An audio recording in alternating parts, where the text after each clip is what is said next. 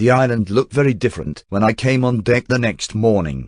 We had made good time in the night, and the ship was lying approximately half a mile to the southeast of the island. Grey-coloured woods covered a large part of the surface, and rocky hills pushed up high above these trees. The Spyglass was the tallest hill on the island by more than 300 or 400 feet, and it had a large, flat top.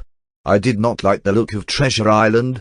With some difficulty, we brought the ship into a safe but narrow passage of water between Treasure Island and the nearby Skeleton Island, and we dropped the anchor. The trees came down to the shore, and there was a swamp with 2 little freshwater rivers running out into it. The air smelt of dead, wet leaves.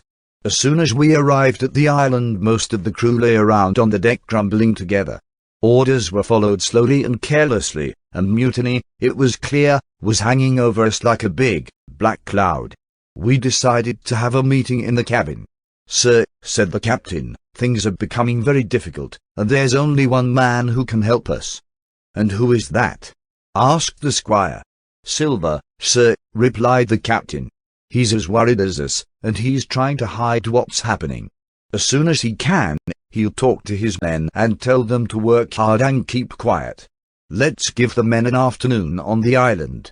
Provided that most of them go ashore with Silver, you'll see, he'll bring them back as quietly as sheep."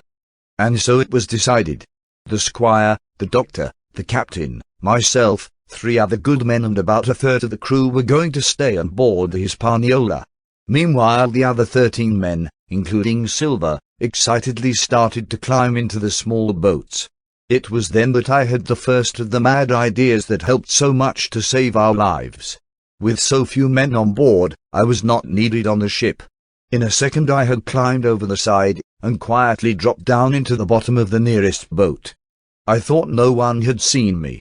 However, Silver, who was in the other boat, called out to know if it was me. I said that it was, and I wondered whether perhaps I should have stayed on board the ship. When our boat reached the beach, I jumped out and ran into the trees. Not long after that, I heard Long John Silver shouting after me, "Jim, Jim." But I did not stop. I ran and ran until I could run no more.